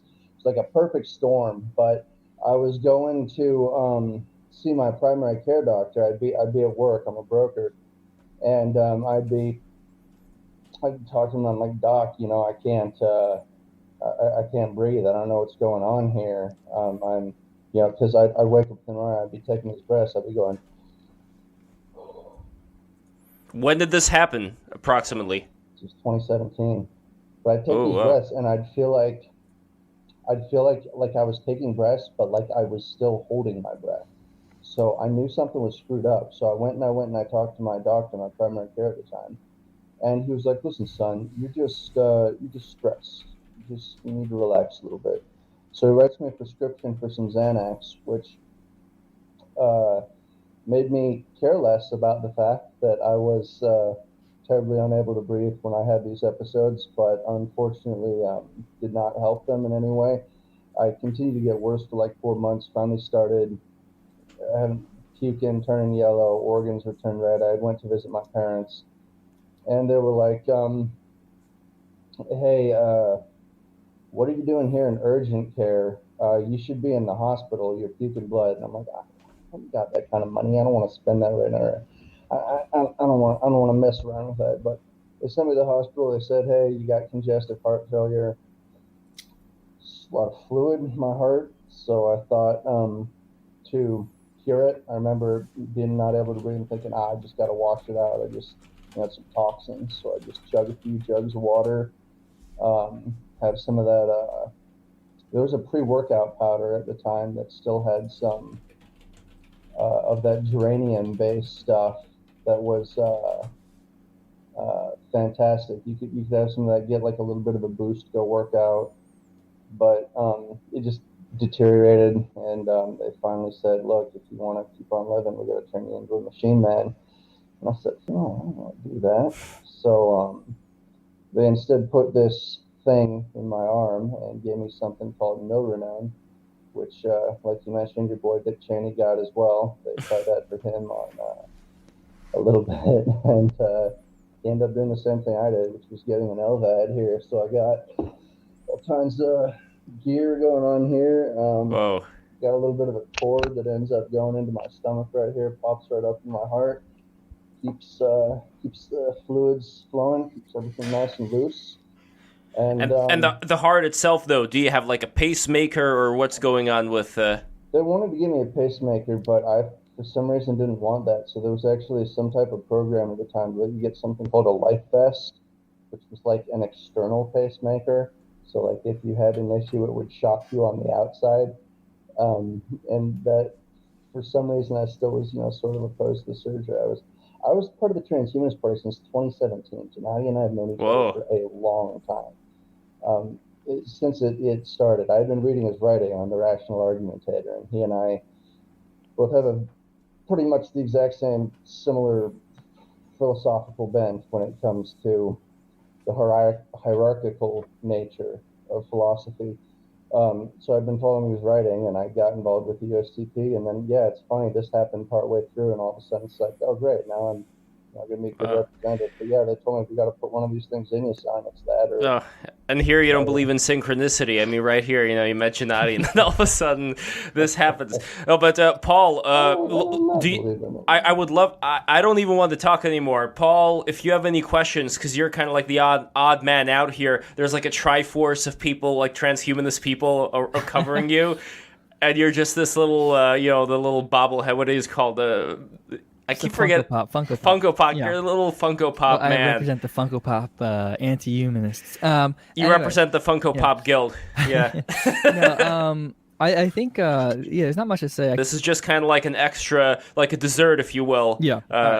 So for me, it's like it probably sounds like I'm very anti-transhumanist. I'm not really anti. I'm just not like I don't buy. Like I'm not like motivated by that sort of thing. I think I am like I think like for me like the cybernetics term is more applicable because I think that's much more like applicable now in terms of we use cell phones, right? We have people have Bluetooth ear pods, put into their ear while they're using their phone and they're walking around. You're pretty much kind of essentially cybernetic halfway a little bit. That's kind of what like the Neuralink is related to, is like the throughput of information. I think that is like a really big thing. That's like already happening, and it's very obvious the effects it's happening. Some good, some it's bad. But yeah, no, in terms of the transhuman thing, where I kind of digress is just the living for everything. I more power to anybody who wants to work for. I'm not I don't personally, I'm not motivated by that. But I think the AI stuff in terms of, I think there is some reason to suspect that it'll get very advanced. I'm not sure about AGI, but I do think it's useful in terms of personal assistant. I think it's like a big thing. I'd say like the downside of it is just like what we've seen with psychiatry and stuff. It obviously, like Gennady was saying, it's not like he's made the personal choice. Like you made the personal choice not to destroy your body to become some investment banking bro who's coked out of his mind all day so he can do trades or whatever, or like mergers. But I think generally speaking, the more people get control over variables, whether it's like food, right? So we saw it with agriculture, with like the more we were able to genetically modify food and change and extract oils from different things. It's not like that gets used for, it might be used eventually in the beginning for a beneficial manner, but generally speaking, what happens is the efficiency essentially, and we saw this with the Industrial Revolution. The idea was, we're going to industrialize, and then you'll have to, we'll work 3 days a week, and we'll have so much more free time because everything's much more efficient. In reality, what happens is, the producers make a lot more money, and they scale up a lot more. And then, basically scabs come across and they say, yeah, well, I'll work, he wants to work 3 days, I'll work 4 days, I'll work 5 days. Hey, easy there, Karl Marx. Yeah. So I think there is some cause for, you're not even concerned, because I only concern really is matters, because like what's going to happen is going to happen. But like awareness, that I think there is the downside of like the customization thing. But I do think cybernetics and like just like for example, Zach with the heart stuff. There is the the obviously upside. Like I'm not against like medicine or people learning how to do it. I just think for me personally, it's like I'm not super motivated by that. Okay, I want to interject something real quick. Yeah. And let me try and like totally blow your mind, Paul. Go for it. Give me the opportunity to for just a second. So, what if living forever is not an ends, it is a means? What do you mean? Okay, so elaborate on that a little bit. So what I mean is that you can have many, many goals, many of which I have, which aren't even fully elaborated yet in my own mind because of the limits of my cogitative power. But I know that my time on Earth is kind of finite and the clock's ticking, and that right now there is something that's going to constrain me, a hard constraint. On me being able to continue to pursue and learn and grow and achieve those goals, whatever they may be.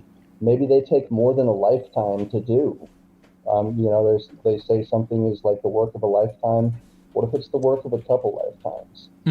There are some things I'm interested in doing that may take a couple lifetimes, and I see living forever, just longer enough, as a means to be able to achieve those goals rather than the ends of just. Yeah, I see your point. I I'm not, I don't have any like strong negative emotions against it, right? I'm not like advocating for people to stop doing whatever but for me personally, in terms of like, it's like placing your bets, I'm pretty skeptical on like the outcome of it. And I also do believe that once you die, I do believe in like the eternal recurrence sort of thing. So I kind of think we loop around eventually. Somehow we get around to doing the same thing over and over again. So I'm not too but I don't know. For me, it's I'm fine. When I check out, I check out. Maybe I'm just less ambitious or something. Yeah. Maybe you'll get reincarnated into an actual Funko Pop. Like yeah, somebody. Yeah, that's my punishment. I get what you're saying. I'm just skeptical of it, and it's also, I think, like, in terms of bets, like, I'd much rather invest my time in stuff that's more human. I think for me, a lot of the value is that I'm going to die, and then there's a hard limit to it. And for me, it's like, it's not even about achieving things; it's more about the experience of trying to do stuff. And when I look back, barring getting hit by a car, having a heart attack randomly, like, just say I'm on my deathbed, I can look back on my life and be like, oh, like, I did my best. I learned the XYZ. Now I can rest. That's really my thing. Is like it's almost like a Protestant. You're being coerced by death into having that sort of philosophy. Philosophers fall for this all the time. If we were to get hit on the head every Tuesday with a baseball bat, randomly, just come out of the sky and bat all of us, philosophers would think about all the reasons it was such a good thing and how it toughened us, it hardened us up, it made the bat-free days all the sweeter. And it's the same way with life. It's saying, well, once it ends, it's, that's what makes it so sweet. It's like, well, if you gave people the opportunity, they choose not to get hit on the head with a bat. And I think a lot of people are going to want to choose not to die. Yeah, that's fair. Right. That's fair. I think it's I don't know. I think we're coming from a different perspective, even like personality wise. Like, I'm more of a misanthrope, I think, than a lot of people. So it is. I get what you're saying. There are people who genuinely. No, that's true. Yeah. But it's for me. It's I'm not. I've never particularly been in love with living either. So I'm not exactly like holy. I can't. No, I really. So I'm not like I need to die, but I'm like when I'll do my best, and then whenever time comes. Well, listen, guys, we're going to be concluding this stream. I just wanted to get everybody's final thoughts, and I really appreciate this. And this is what BTR does. It brings together people who are in hospitals, people who are not in hospitals, people who are human Funko Pops. This is what BTR is all about. And for those who are just tuning in from Gennady or Chris or Paul, know that what... Smash that like button. Smash that like button. Exactly. Super chats. Need those super chats. It all helps the algorithm out. Max out the credit card. Exactly. Yeah, max out your daddy's credit card. So what would be a great way of supporting Break the Rules is if you become a patron, though. So patreon.com/breaktherules is where you go. Here is the link. When you become a patron, you are going to get exquisitely beautiful magnets. Well, before I get to the magnets, when you become a $5 patron, you're going to get the MP3s of the episodes after they come out. You're also going to get Patreon privilege. What that means is that you, as a patron, can come on the episodes and hang out and crack wise. That would be more towards like the second half. Although I would have to specify, like in the beginning, hey, we're going to do this episode. I would welcome all the patrons to come in here. Patreon-only episodes are coming as well. BTR right now has to grow, and it is thanks to you guys that it is going to keep growing. When you become a $20 patron, you are going to get this beautiful one-of-a-kind wooden sculpture magnet created by my father, Alexander Polyakov. Now, this is a random design. It's going to be whatever comes into his head.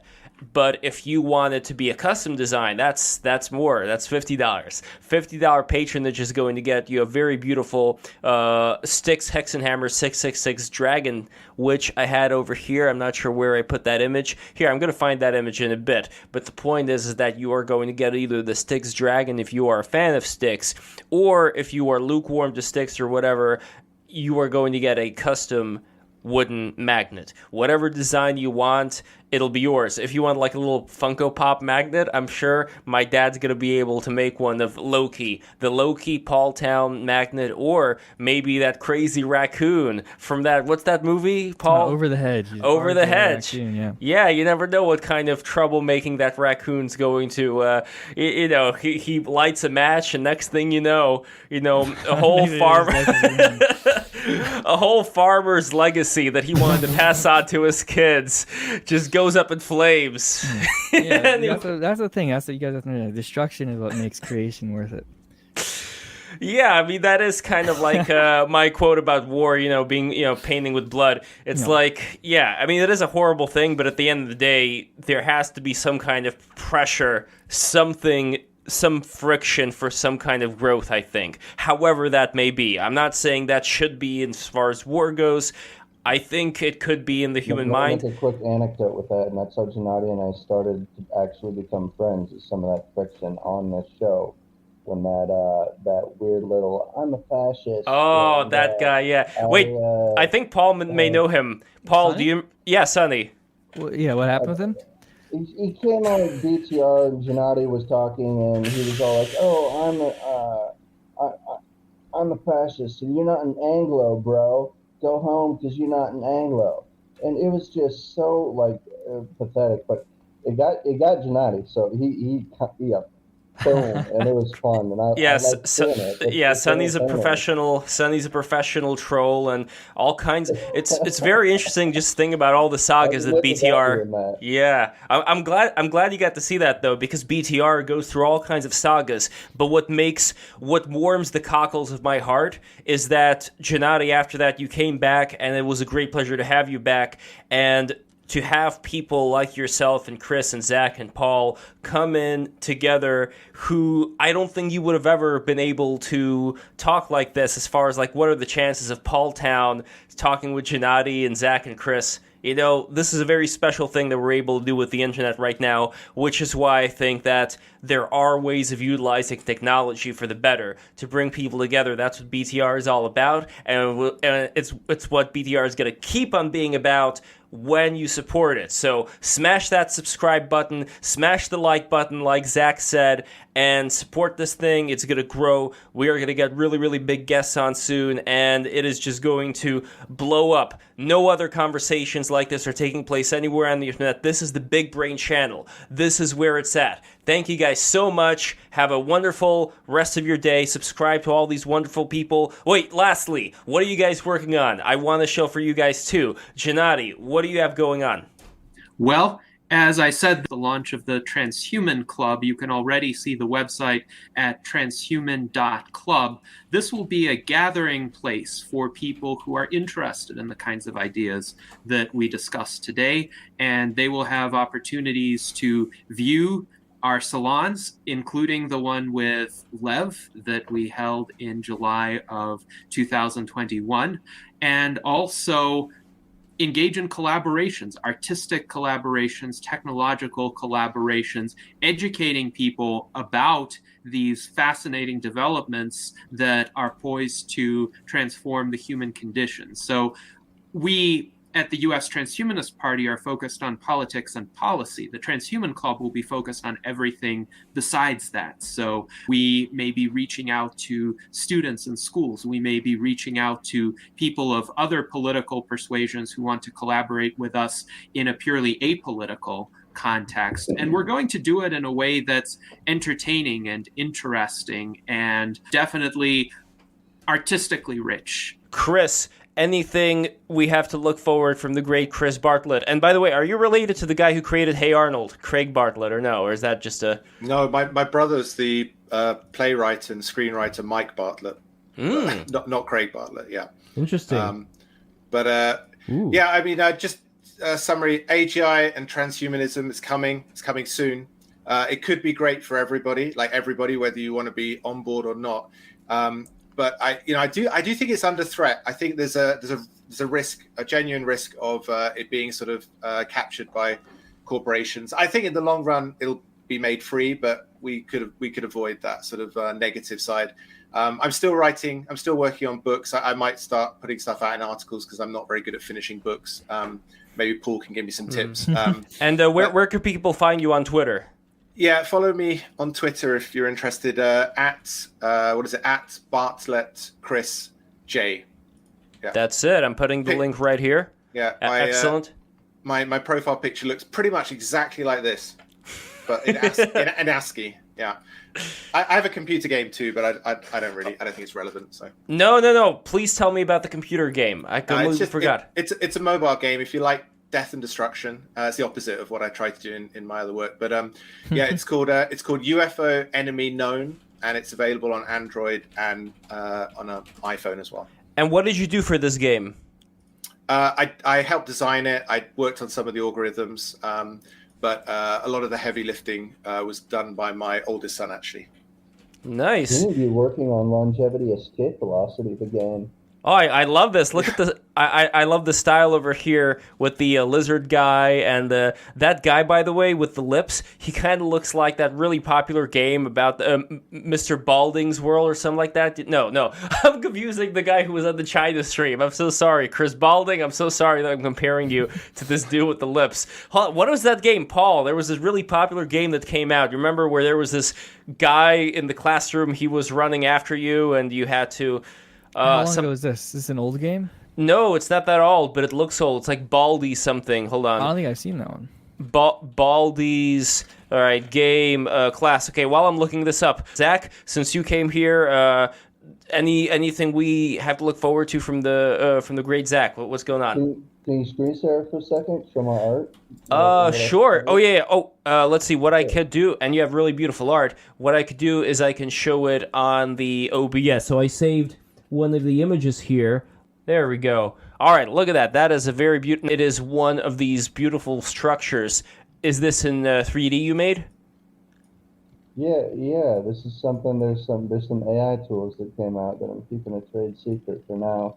Whoa, that is. This party can make some. Figure out how to monetize it and make us all live forever, but it'll be common really soon. But, well, that is very beautiful. And where could people find you? You can find me on Facebook, facebook.com/Zach Loves China.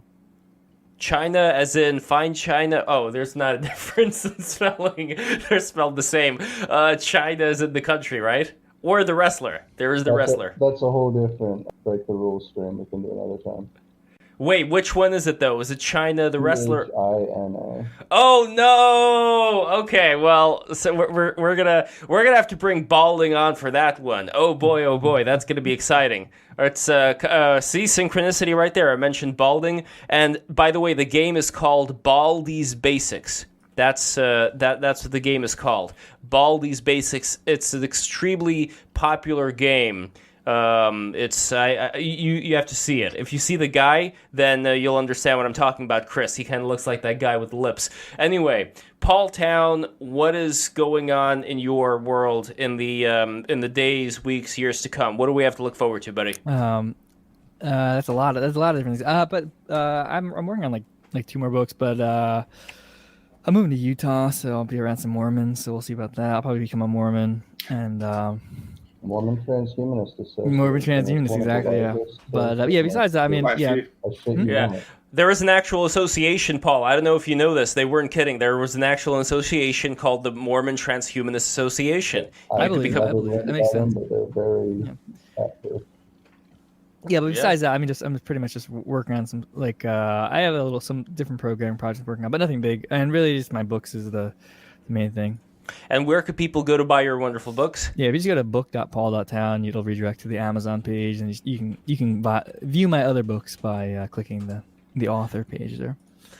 Nice. All right, there we go. And I wanted to say this didn't have a chance, but in the future, I would love to have a stream where we would talk about what Paul's town would look like. Like if you ran a town, okay, whatever. This is the end. This is how you know this is over. All right, listen, guys, thank you so much.